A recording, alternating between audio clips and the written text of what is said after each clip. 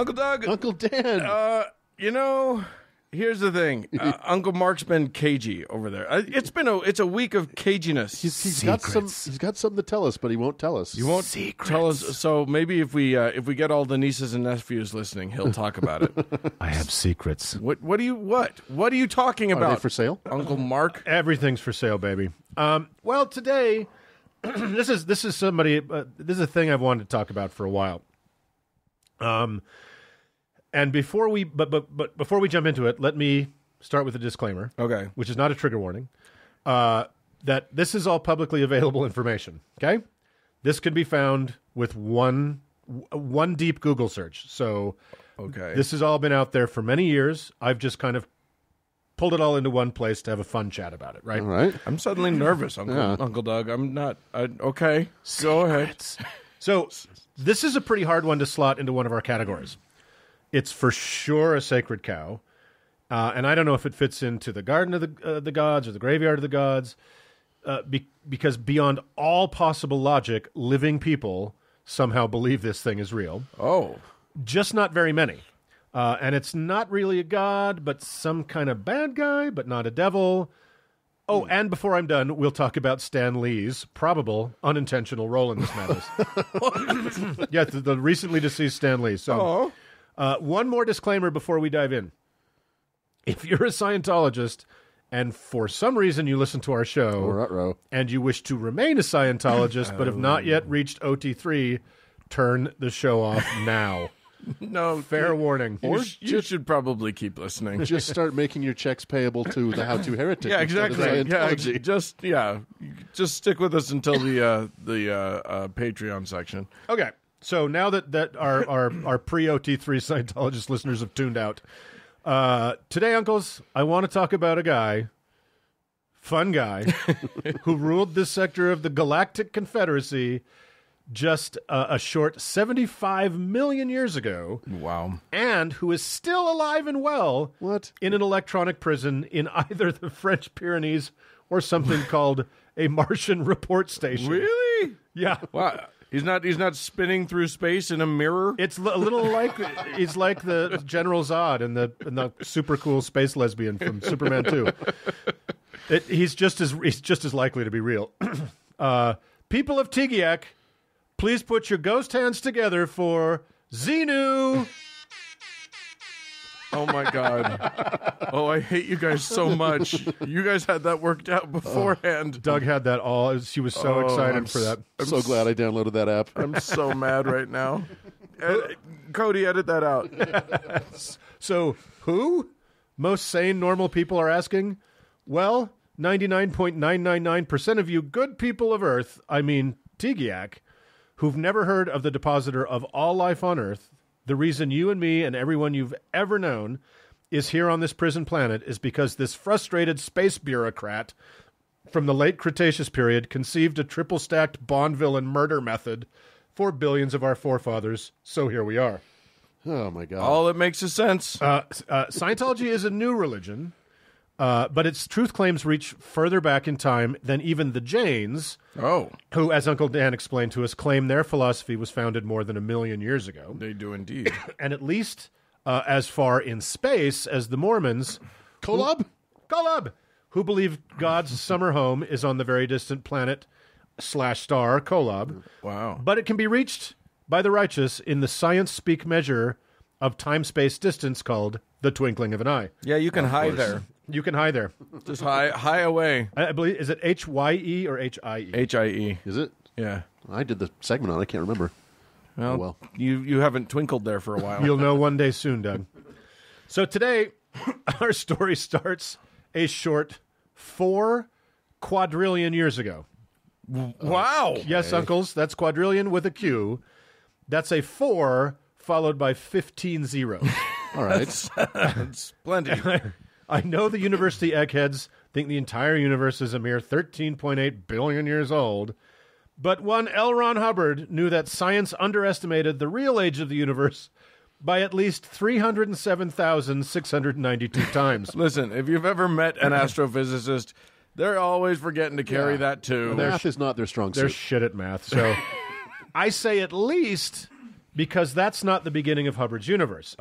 It's just how long ago the first trauma a sentient being experienced. So it's a trauma that each of us still carry to this day. What? Yes. So the universe is older still, since that sentient cousin of ours had to have come into being as a species on a fully formed planet somewhere.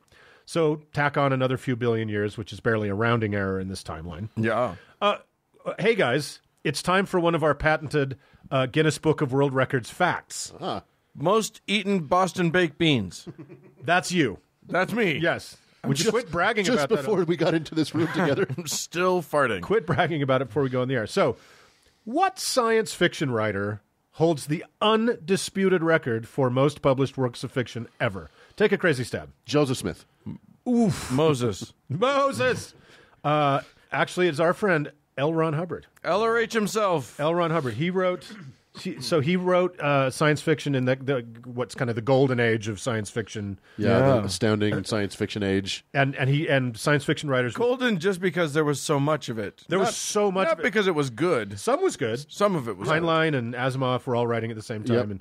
And so he wrote so prolifically that rather than sheets of paper, he had a roll of paper that fed into his typewriter.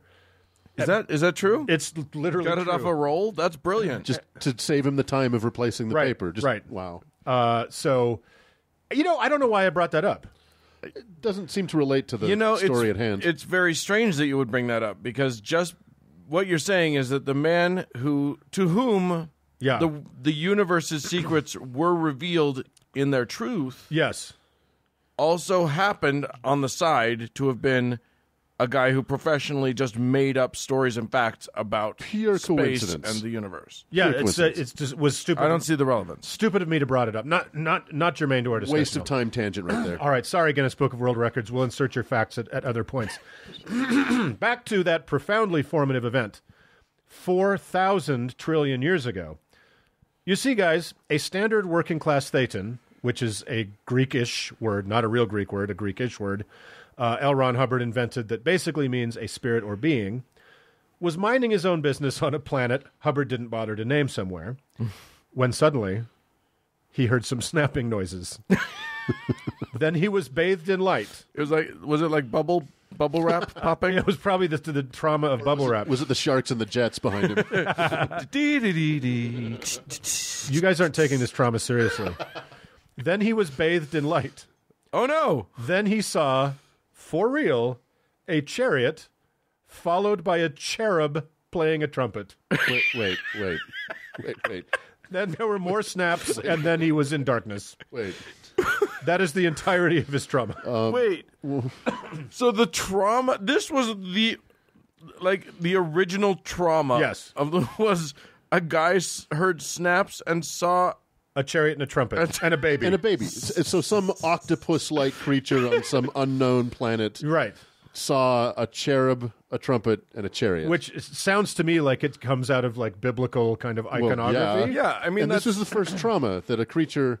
So what you're saying is there was no predation that predated this prevision. You're welcome. I guess I'm saying that. There was no war. There was no murder. Doug might be fired from the show. Again. We'll check in later. Well, first we have to hire him. Okay. It's true. We don't pay Doug. That's good. So, yeah. This strange migraine-like inconvenience 400 million billion years ago is the original trauma that makes us in need of expensive fixing today. Wow. Okay. But there is another far more recent event of greater cost, I mean significance, to our happiness. Strap in, fellas, as we fast forward 3,999,999,925,000 years to just 75 million years ago. Sure. Seems like yesterday, doesn't it? Okay, so the chariot, cherub, and trumpet are just... And snaps. We're just going to leave that behind now. Well, that's called, I think that's called Incident 1. Okay. Yeah, I'm serious. All right. And it now we're going to discuss Incident 2, which is the more but wait, between those two happened? things, No, there were no traumas. No traumas. No traumas worth mentioning. In quadrillions of years. Why? Incident 1 is one dude takes mushrooms one time and doesn't like the trip. And then nothing happens for about 3 quadrillion years. In 3 quadrillion years, nobody hit their shin on a coffee table. And then at the risk of severe litigation, that's just bad writing. I'm sorry. We could be sued for that. Yeah, Andrew Torres had cleared us for launch on this particular piece. So anyway, so as we all know, 75 million years ago, this sector of the Galactic Confederation had gotten a tad overpopulated. Overseeing his sector of 26 stars and 76 planets, and 11 herbs and spices, regional governor Xenu was just at his wit's end. Oh. Like the little old lady that lived in the shoe, or old Mother L. Ron Hubbard. I'm a little rusty on nursery rhymes about unchecked overpopulation. So anyway. Boy, I haven't been this riveted by bureaucracy since the prequels. Yeah, exactly. Lucas knew what the people wanted was parliamentary procedure. Point of order! No confidence! So anyway, our sector was just nuts. Xenu, naturally, feared the social and political stresses of all this was going to get him deposed by a group called the Loyal Officers, who wore silver suits and silver space boots, as we all know. Of course they did. Yeah. So, because it's not real science fiction until they dress like Barbarella. Until everybody looks like a Gil Gerard in a 1984 episode of, what was that? Buck Rogers. Boy, man. Yeah. And that silver suit isn't very breathable. No, it was not very forgiving of his middle-aged bod, his dad bod. So. Anyway, back from Gil Gerard. So Xenu hatched a cunning plan. It was so simple, Uncle Dan, so elegant, it couldn't possibly have failed. Xenu proposed a census in which to be taxed you must travel to be counted. No. Jesus Christ. Yes, correct. Exactly. Jesus Christ. Yes. You have got it. So Pontius, space pilot, washed his space hands. Ba-doom. So yeah, seriously, it was a taxation issue, so you had to get on these ships. Right. And we'll sort it all out later. Just get on the ship, right? So you guys know what a DC that never even happened in like this world. Like the Earth Bible. The one in the Bible isn't even true because that's not how a census works or taxation or anything like that. That's right. You add space to it, it doesn't make it any better. No. It's no more logical now that we've added space. It just because you give Joseph a helmet with antennas, it doesn't give it any more legitimacy. So anyway, you guys know what a DC-8 is? Yeah, the plane? Yeah. So it's an early commercial passenger jet that was commonly in service in 1966. Remember that number, 1966 for later that year, when L. Ron Hubbard was on his boat writing this revelation about Space Governor Xenu, which Hubbard would call the Wall of Fire. Oh. That'll come into play later. Anyway, so it turns out 75 million years ago, a spaceship that would look very much like a commercial jet in the 1960s... coincidentally...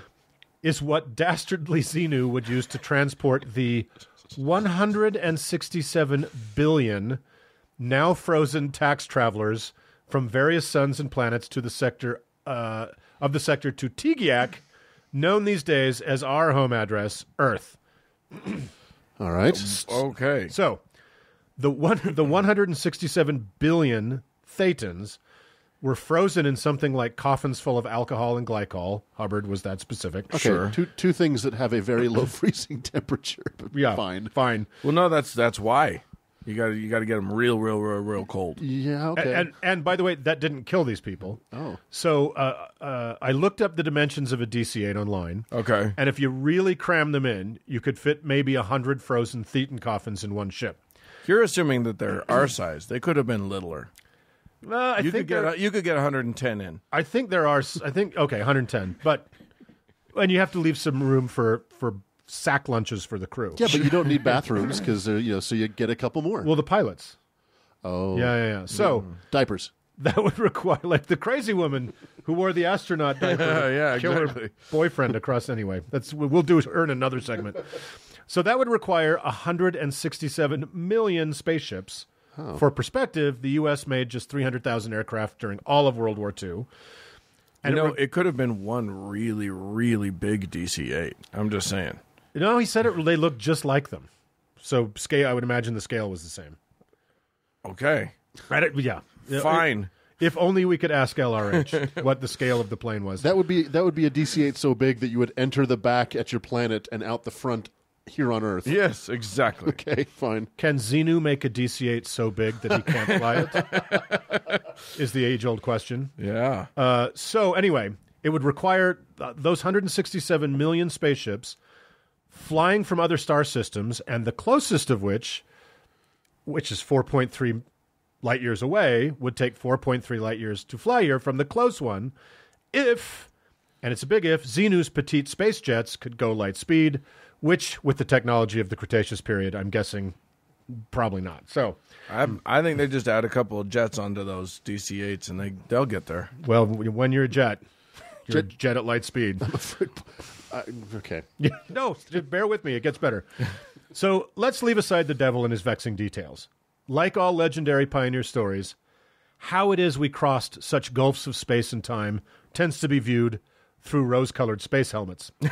So once the DC-8s arrived here, Xenu had the frozen beings placed on the sides of what Hubbard described as 10 or more volcanoes. Okay.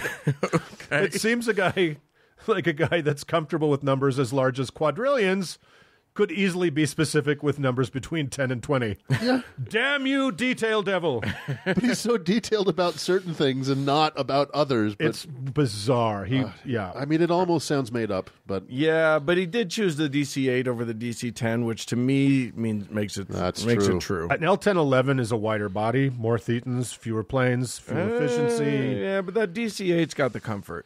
With the economy of the... Well, and bearing, of course, in mind that jets don't work in space, but, you know... Shush. Hush your mouth. Shush. So, imagine over 23 times the current population of this crowded world laying asleep on the side of a few volcanoes. Sure, why not?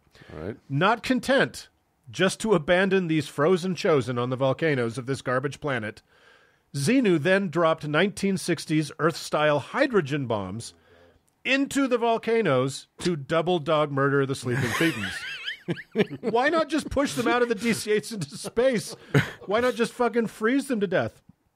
Why not put them in the volcanoes? No, this is a bureaucrat, and we know that he wants to destroy the evidence because if they're just floating around in space, somebody's going to find them and start asking some stupid questions. Okay. You got to burn them. You got to blow them up. So many fucking moving parts to this interstellar mass murder, Xenu. I feel like an all-powerful space being dealing with an overpopulation problem. I kind of know where the Stan Lee tie-in's going to come in here. Well, don't say anything. I won't. Okay, so no, and it's not what you think. Oh, really? No, it's not what you so think. So we're not doing Avengers. It's not Thanos. Oh, the Thanos, the original Thetan. But maybe, fuck, who knows? So fellas, here's another crazy aside. The Xenu thing is considered the deepest secret of Scientology. Well, until we know what the next one is. Well, it used to be before South Park did a number on it in 2005, which is a lot of fun if you want to Google that. But the foundational book of Scientology is called Dianetics, and it is not a deep secret. Right. So if you're not familiar with this hyper-ubiquitous book, it's kind of Scientology's Bible. Leaving the baffling mess of the interior pages aside, the cover art is a blazing hot nuclear mushroom cloud bursting out of a volcano. That, dear uncles, was Hubbard's secret selling strategy. He was sure that when bookstore owners saw it, it would trigger their 75-million-year-old traumatic memory, and they couldn't help but buy the books in bulk. That's a for real. Boy, talk about being high on your own supply. Totally. Right? So, back to Xenu's Rube Goldberg genocide plot. So the hydrogen bombs blew up the volcanoes, which blew up the people who were frozen, thinking they were in line for the IRS, just as planned. But I guess because in Scientology's cosmology, we're all immortal spirits transiting between bodies forever, all the blowed up people were now floating around as ghosts. Oh, no. Recall that 75 million years ago was the Cretaceous period here on Earth, so it was the time of the megamorphic dinosaurs. Somehow, the multiple volcano-turbocharged hydrogen bomb explosions and the nearly 2 billion flash-thawed ghosts floating overhead didn't bother the T-Rexes and the Diplodocus of the time. Sure. Nor is there any massive radioactive residue in those sedimentary layers, which would still be detectable because I think hydrogen bombs produce strontium-90. To quote Spinal Tap, some crimes are better left unsolved. So, not content with this absurdly complicated long-distance kidnapping and hyper-murder, Xenu and his crew used I'm air quoting here because I don't know what these are, electronic ribbons to corral the Thetans into vacuum zones where they were collected, and I shit you not, seated in theaters. Seated in theaters. Uncle Mark, you know you've read this before, right? Each one needing to hold almost 90 billion people at a time. That's a big house. More than 12 times the Earth's current population in each theater. Wow. One in Hawaii and one in the Canary Islands. What? I'm sorry. You got to build those high. You got to go up. With super colossal 3D screens. Well, no shit. 90 billion people need to see the screen. Super colossal 3D screens. And I end up in the front row. Where they watched a 36-day movie that was a pre-programming of all the world's religions and cultures, including false images of the crucifixion of Jesus, 75 million years before the alleged events would take place. This, my friends, is called the R6 implant. And we all apparently still suffer from it to this day. Okay, so this was a big propaganda move? This was filling our heads with false shit. What did we do to Xenu? What the fuck is he fucking with us I don't know. for? We just overpopulated his shitty sector. We didn't. And they did. The Thetan, right? And what's the end goal of implanting a bunch of shitty, weird mythologies into our collective subconscious? Well, you can't get paid to cure a disease until you invent it. I guess. So, Earth Thetans, it turns out that a few lucky frozen beings fucking how survived the H-bomb blast, physically alive. They're basically Scientology's Adam and Eve, lucky for us. Unlucky for us, the billions of dead 3D moviegoers attach themselves to the bodies of the survivors, which have been passed down like DNA for millions of generations to us. Okay. But the great news is that we can at least be free from them for money. So we did we evolve? Or were we dropped here like in Prometheus? Or is it some combination of the two? I think I don't know that he ever said anything specifically about evolution. But I think it's more Prometheus. So this was something that I never understood because I kind of got a lot of this in my research and watching documentaries or whatever. Watching the 36-day 3D movie. I did watch that, but I fell asleep around day 23. It's called Gandhi. Right. Hey-o. What I didn't get was that because I got the Thetans attached to us, that the space ghosts are like attached to us somehow. Yeah. Like, got their hooks in us. Yeah. I didn't realize that we were also descended from the same space ghosts. I believe. Yeah, that's correct. We are descended, but not the ghost ones. The ones who survived. Some survived. Yeah, and I don't know what number. I don't think it ever said what number survived. So our progenitor is 75 million years old. Or some version of it got into the bloodstream of the species. The 4 quadrillion-year-old one. My head's hurting. We're still carrying that. Oh, of course. That snappy chariot trunk. Yeah, I'll never hear snaps and not think of a cherub chariot again. I think seeing a baby play a trumpet would traumatize me. Can I just take a little quick tangent and point out that I looked up Dianetics because I wanted to see that cover again because I've seen it, but I wanted to look at it. And then it says, people also searched for polygraph, perpetual motion, thermonuclear weapons.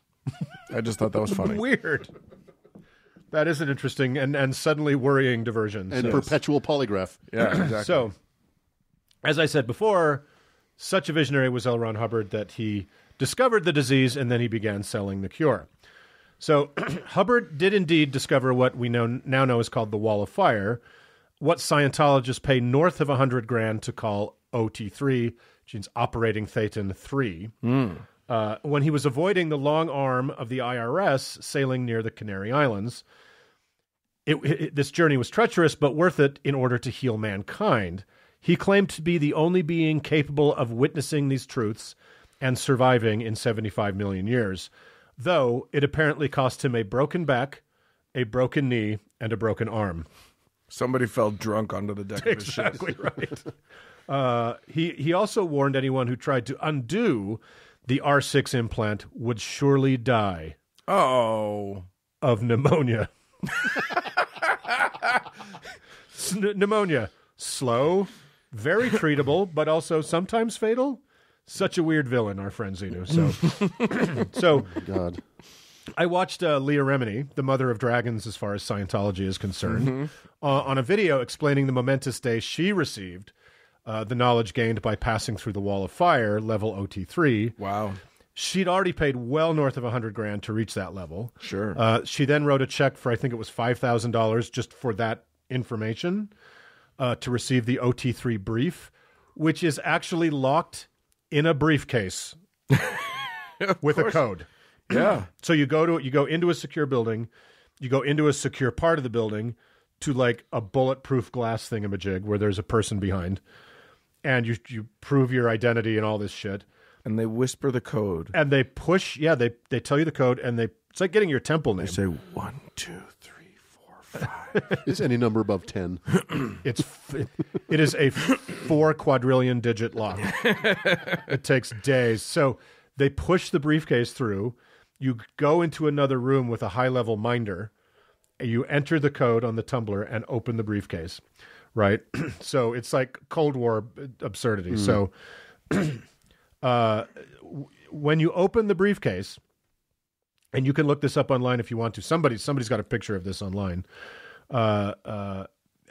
You pull out basically a handwritten by Hubbard piece of paper, right? And his handwriting is extremely eccentric and weird, but it's this handwritten text about Xenu and all of that gobbledygook. His handwriting is so bad that the N in Xenu could also be an M. Xemu. So there's been some dispute on whether it's Xenu or Xemu. And it tells you all the stuff about the Galactic Federation and the bunch of crazy bananas I described above. Now, for the most part, diligent Scientologists working their way up the bridge, which is kind of the ladder of money you have to climb to get healthier and healthier, have never heard anything about this. So Leah described her reaction, like that of a lot of Scientologists, as total shock. Right. It was like she didn't know if it was a joke or some kind of weird test. You know, like, what the fuck is this? Yeah, no doubt. So they'd never heard of this before. But bizarrely, for some reason, a lot of people get past the shock and surprise and just keep going. I guess, credulity is stronger than Valerian steel or the sunk cost fallacy. I think that level's called the sunk cost fallacy. Yeah. So a little coda on this madness. Remember when I mentioned in the opening the late, great Stan Lee of Marvel fame? Yes. Without meaning to, he may have played more than a tiny part in this space opera, which is also something Hubbard called it, space opera. Huh. In 1960, he created a comic book character who was sort of a demonic giant. Think like looked like a Viking version of a Yeti, right? Sure. That came to Earth, hypnotized the entire population, filled their heads with all kinds of false memories, etc., etc. He was ultimately defeated and locked in an electronic prison that was put in permanent orbit around the sun, like the aforementioned General Zod in Superman 2. Sounds a tiny bit like Hubbard's story, doesn't it? Just a bit. I mean, it's just coincidence. I won't even bring it up. Oh, and the giant's name was Xenu. So why even bring it up? Just trifling coincidence, I'm sure. So it was Xemnu. Wow. Right? And so Hubbard wrote this thing in 1966. Stan Lee's character hit the shelves in 1960. So to conclude this pure uncut gobbledygook, that's, still has that new bullshit smell, I can't conceive of how you'd think of it any other way. But seriously, uncles, is it weirder than Uncle Doug's examination of the Book of Revelation, with more beasts, with more heads, and many times more eyes, and loads of strangely timed snacks than anyone can count?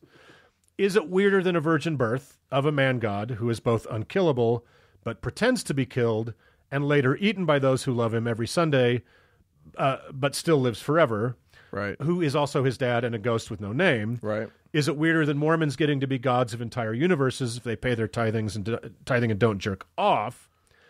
Maybe it is a bit, because it kind of feels like a kid writing a book report for a book he hasn't read that's due in an hour. But the only difference I can see between the story of Xenu and the story of Jonah is we can see Xenu springing from out of the head of one man with a very high degree of confidence, right? Mm-hmm. We know where this came from, when it came from, what circumstances it came from.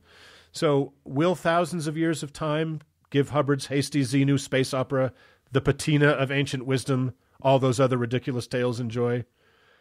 Happily, we'll all be dead. Yes, indeed. From atom bombs and volcanoes. So that's Xenu, guys. All that makes sense. Yeah, super easy. Yeah. And just in case anybody's wondering, if you had a lock with a 4 quadrillion number passcode, yes, and you could do 2 of those numbers a second, it would take 634,195 plus centuries. Oh my God. to enter that code. No wonder so few people have seen it. Right. Yes. It's hard to get to. Your uncles have saved you guys a lot of time. and money if you're a Scientologist. Money, so we'll charge you 50% on the dollar. All right. So with that, we have given the Space Force their first task. Let us move on. Moving on.